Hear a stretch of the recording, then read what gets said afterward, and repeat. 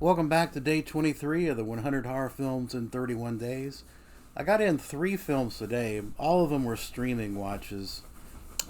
First up, I watched Freaky, 2020's Freaky, directed by Christopher Landon, who did both the Happy Death Day movies, which I didn't really like either one of those. This one stars Vince Vaughn as a serial killer who swaps bodies with this teenage girl he's chasing. I thought Vince Vaughn was great. I think he really pulled off the teenage girl and the Vince Vaughn body type thing. I mean, he really is funny. I mean, I have to admit. But overall, it's a lighthearted.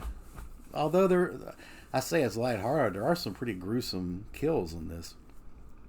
Um, but yeah, it's a horror comedy. I liked it. I mean, it's for me. It's this is kind of a one time watch. This is nothing I would go back to. Give it a 6 out of 10. It was okay. I thought the girl, Catherine Newton, was good. I mean, I don't really have any major complaints about it. It's just a lighthearted horror comedy. Most horror comedies, with the exception of Return of the Living Dead, I'll watch them, and then I'm happy and content. There's not films that I really want to revisit, and it's not one that I would like buy the Blu-ray of it. Next up, I watched a film that I think desperately needs some kind of a Blu-ray treatment, and that's The Sorcerers from 1967, directed by Michael Reeves. Uh, Michael Reeves, great talent. We lost him too young in the '60s, unfortunately. But this film and of course Witchfinder General are two films that make you wonder just what we would have gotten from a Michael Reeves that had lived a full life. It had probably been fantastic, honestly.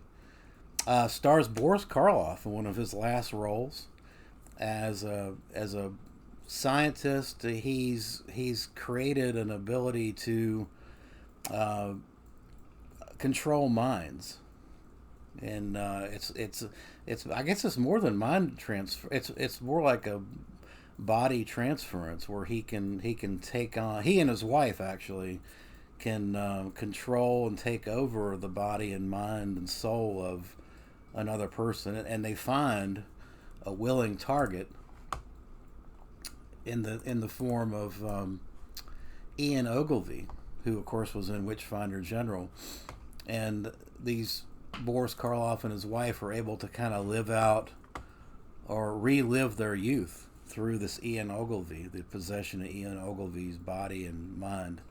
Interesting film. Uh, yeah, I enjoyed it quite a bit. I mean, it's kind of a precursor to the kind of films that you see today, like Possessor, the David Cronenberg film. So I think it was a great film. I'd give it a 7 out of 10. I enjoyed it a lot. I would love to see a Blu-ray treatment with some special features on this one. Then I watched an X-rated movie. Not the X-rated kind you're thinking, but The Curious Doctor Hump.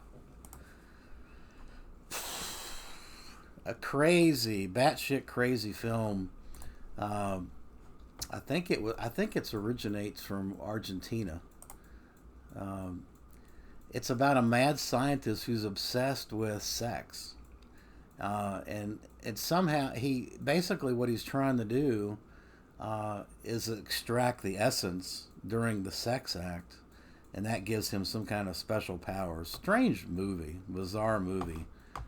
You've got this really weird looking guy who's this henchman with this really kind of silly looking mask going around terrorizing people and capturing them and bringing them back to the scientist for his experiments. And then you've got an assortment of softcore porn scenes.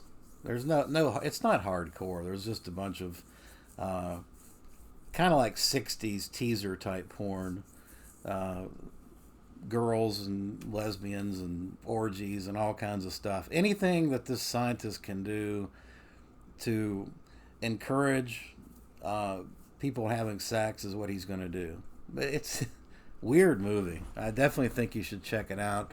It's got a Blu-ray from Akva, one of the Vinegar Syndrome sub labels. But and I may buy that after watching this, just because it's got Frank Henenlotter commentary track on it. It's not a great movie, but I give it a 6 out of 10. It's just bizarre. It's really something weird, which is, I think, Something Weird video originally released this film, which makes a lot of sense. At any rate, that's going to do it for these days' watches, and I appreciate you watching. Thanks.